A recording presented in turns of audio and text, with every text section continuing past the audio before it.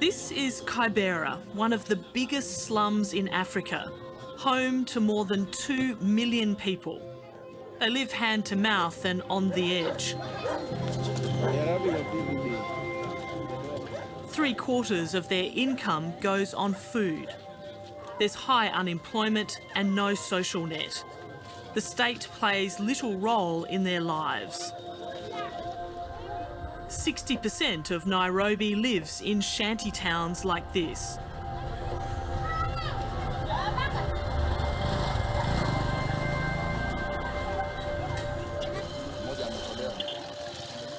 When someone commits a crime, the victims don't look to the government for help. A big problem here is tenant issues. Aimee Ongeso works with an organisation that provides legal help to the poor. So this lady couldn't pay her rent. So what happens here is when you can't pay your rent, the landlord comes and removes the roof or removes the door. Takes the roof off the house. Takes the roof off the house or removes the door. So when you go to your house, how can you cannot sleep without a roof. So you cannot have a democratic nation or people who believe in the nation or the system if the justice system is down. It's because people don't have faith in the judiciary. So my neighbor steals from me, he takes my cow or he takes my TV. Oh, let me wait and go report to the judiciary. No, that will not work. So what I will do is take justice in my hands and beat him, probably beat him to death.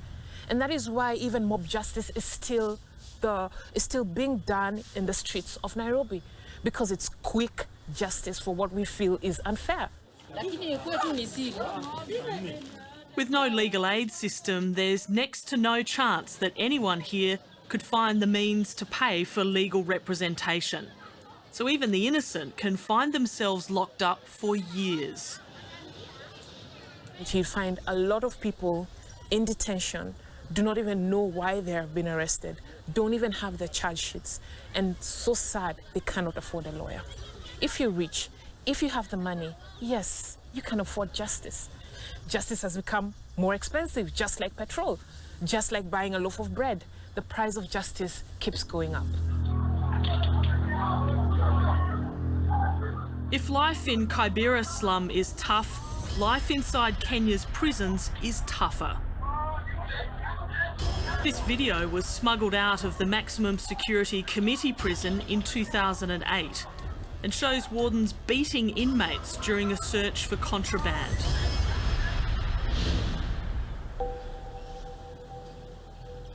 The prison still has an infamous reputation, but we're told it's now a place of dramatic change and innovation.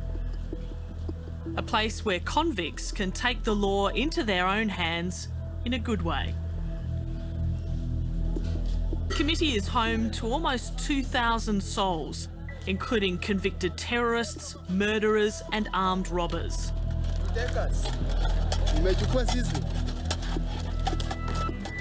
We've been given special access to meet them. We're here to witness a groundbreaking program that's turning convicts into legal counsel in a kind of do-it-yourself justice revolution. It sounds unlikely, even absurd, but it's working. Getting justice in Kenya when you are poor, it's really looking a needle in the haystack. I can tell you that for sure.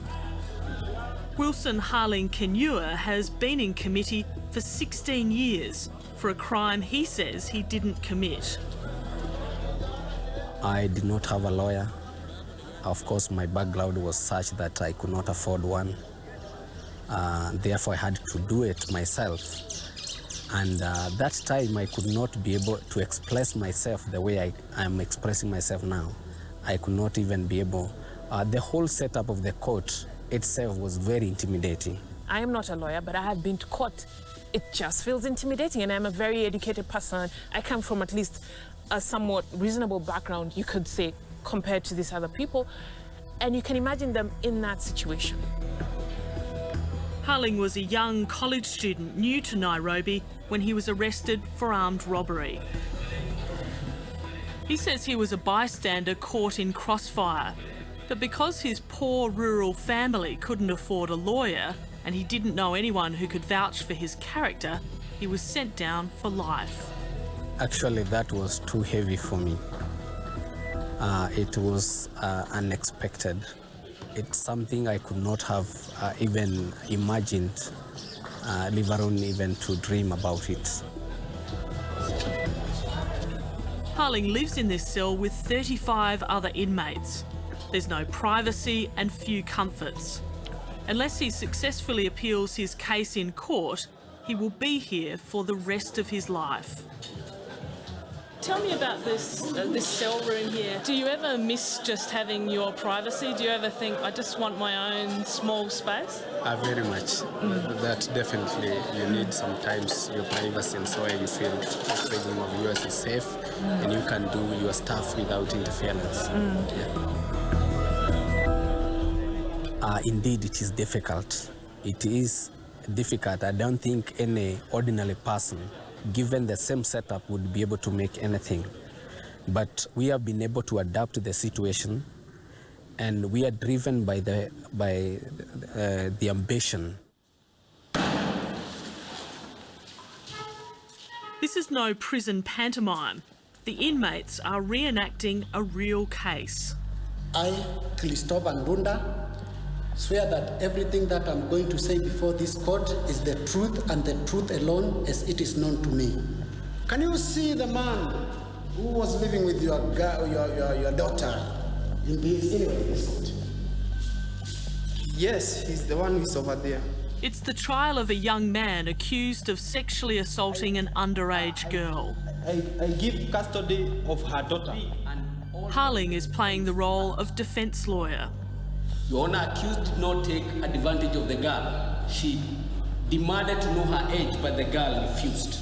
The prisoners have spent hours studying the evidence and legal procedures.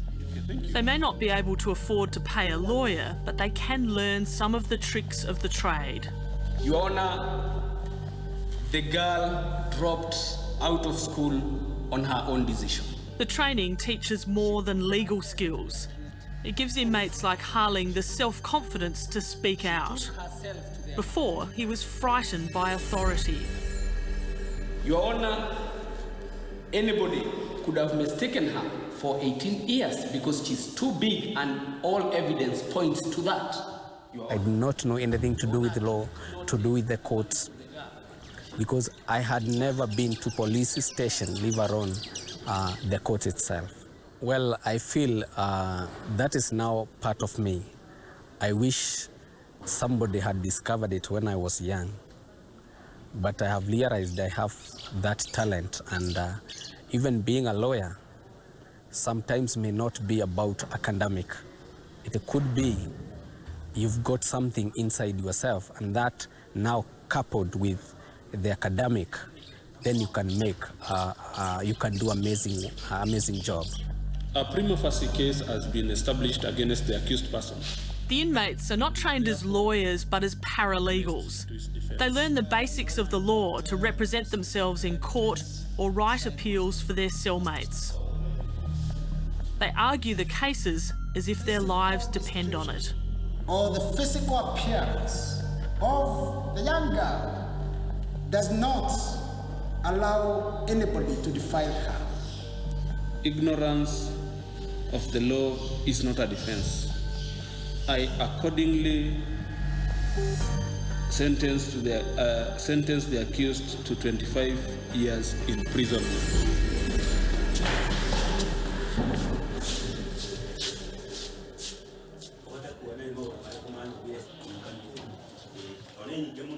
The paralegals work from this tiny office inside the prison.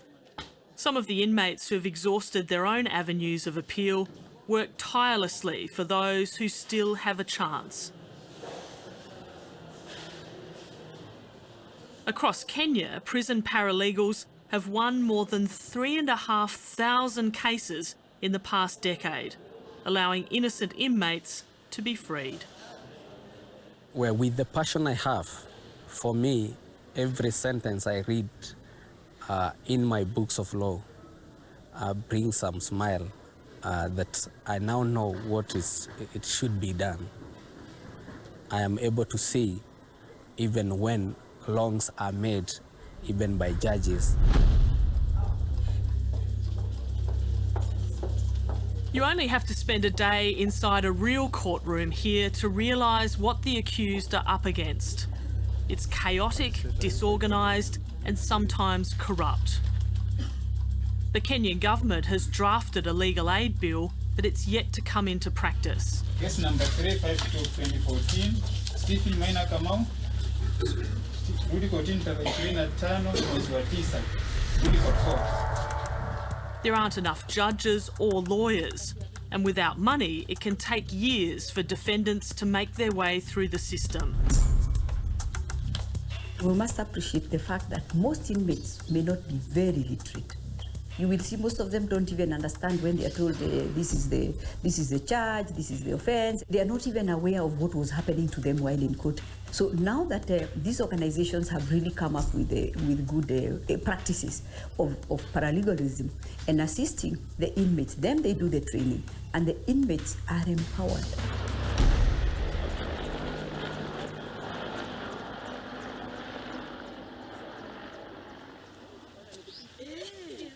Wanini Kireri is the woman who's made it possible for so many prisoners to hit the books and win their freedom.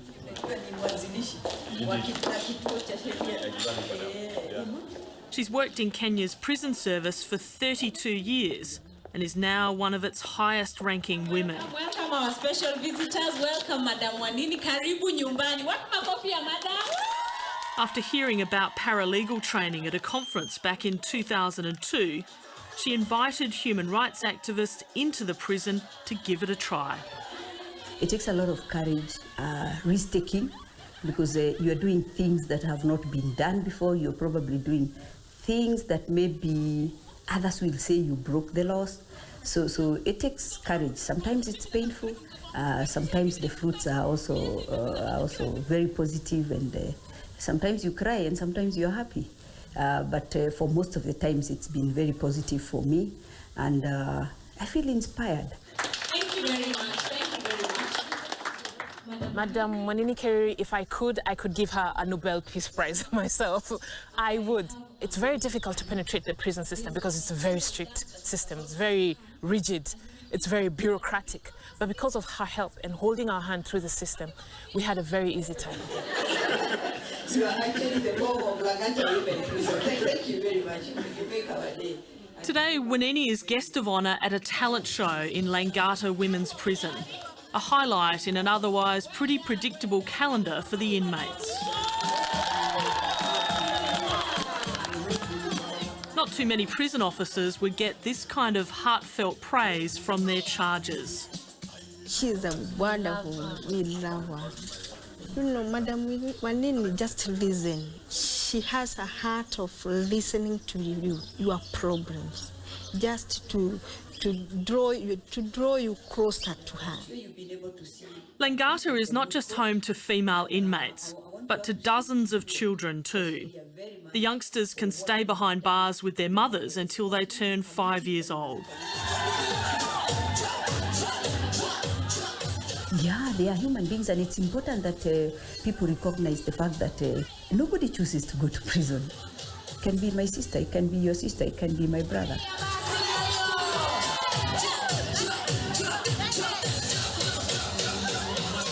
I'm not a rebel. I'm just an officer with a human heart and a passion for changing the lives of inmates in whichever way, whether it is in the law or it is not in the law. I will always go out of my way to put in place something that can change their life and something that can rehabilitate them so that they can be able to lead better lives on release. For decades, this was a place of no return, death row. Now it's the cell block for inmates serving life sentences at Langata. Carol Shinku was convicted of armed robbery and sentenced to life in 2009. I was in shock actually, and my family was there. They were ready waiting for me. I didn't expect that. So it was a shocking thing. I didn't even need to talk to my family because I was wondering how to tell them. Actually, I remember I told my sister not to tell my mom the sentence that I was given. Carol is now one of Langata Prison's paralegals. Despite having little formal education, she excelled in her legal training. This is the Evidence Acts. I think it will be of help. It's an incredible achievement. To do the appeal within 14 days, Yes. you understand the procedure in Kenya. Yeah. So I'm honored because I feel now that I can help others. As for me, if I could have that knowledge, even from the beginning, from the police station, I could have not been here. Some of the paralegals, are they better than the lawyers? Yeah. You know, they are serious. Paralegals are serious with their work. More than lawyers. You know, lawyers, they feel... They're after money. They're after money. We need to do the second appeal, so we need to know some details, some few things, so that they can guide us to write the appeals. Yeah. And we need to know how the judgment was. Carol's cellmate Helen was convicted of cattle theft in 2009 and sentenced to 9 years in jail. You know, being in prison is like being separated from everything. You don't have any right.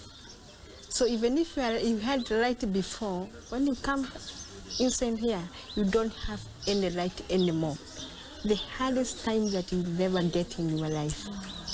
I feel very, very bad. Carol and Helen are now using their legal training to write appeals and give advice. Today they're helping Janet, who has also been convicted of armed robbery.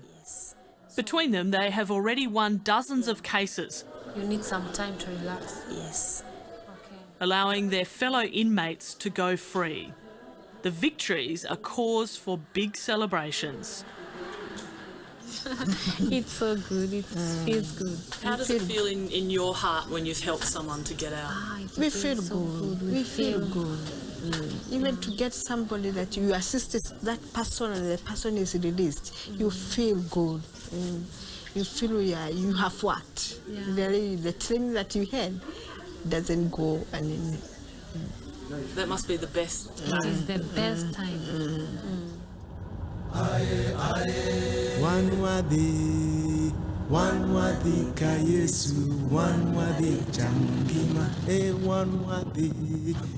The paralegals don't just work in the big city jails.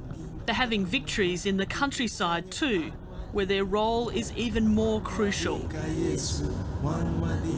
Often the situation is even worse out here in the rural areas. There are very few lawyers outside the city, and many of the local people here only have limited education. We're on our way to meet a man who had to spend years to not only clear his name, but to get out of prison. He's one of the success stories of the paralegal movement here in Kenya.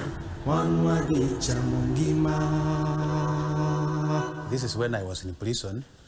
I requested the officer in charge to allow me... Martin Muneni Mwai is still adjusting to life on the outside. He's back home with his family now, but he lost more than a decade in and out of court fighting wrongful charges of fraud in connection with a land deal. These people are called Kituo cha Sheria. They operate in Nairobi.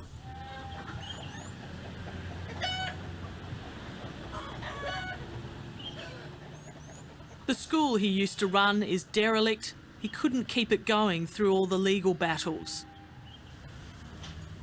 So your lawyer didn't help you, so you started helping yourself, is that right? I helped myself. Yeah. Even that lawyer, I told him to refund my money. Yeah. In fact, he was very ashamed because I helped myself. Do you feel sorry for the inmates who are still inside? Yes, no. Yeah, of course, yes, because nobody would like to be in prison. Martin has agreed to take us to Nyeri prison, where he was held illegally. You see, I'm still remembering you. This will be the first time he's returned since he was released last year.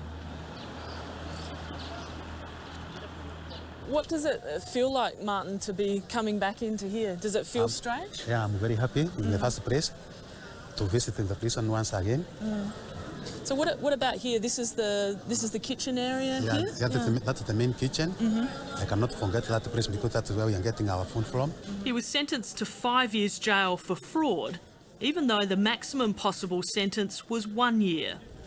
While he was inside, Martin decided to take part in a paralegal training course. He found he had a talent for the law. He says he will never forget being locked up as an innocent man. This is the main gate to the main industry area. We used to go this side. I was afraid and very, very worried. I even became sick because I am there. Nobody would believe that I'm not a criminal and I'm innocent. I could not tell anybody you know the strictness of the prison. So I had to keep quiet there. Okay. That's why I'm doing carpentry. Yeah. These are my colleagues. Hi, gentlemen.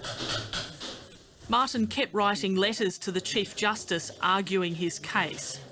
Eventually, the judge who wrongly sentenced him was removed from the bench for misconduct, only to be later reinstated.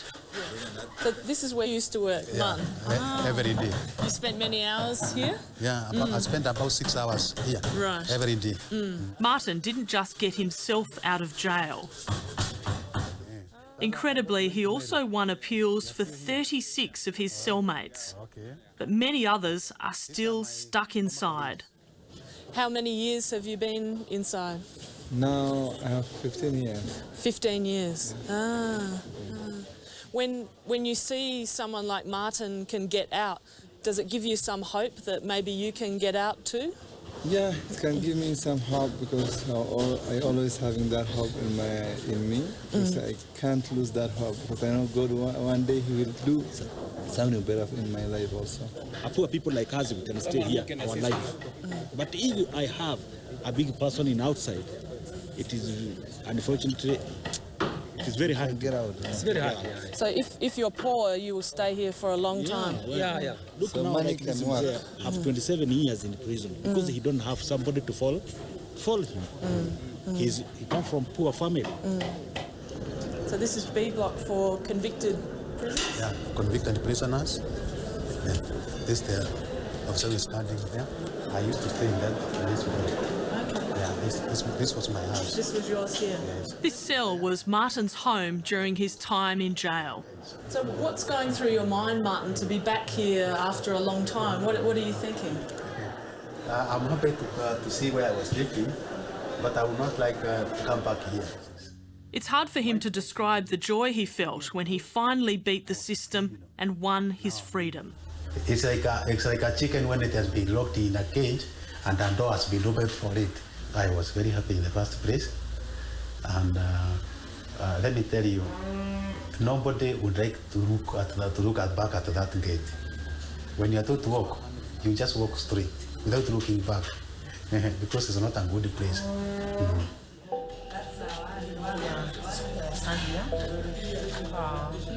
Back in committee prison in Nairobi, Harling is focusing on his own appeal. So that you can know now.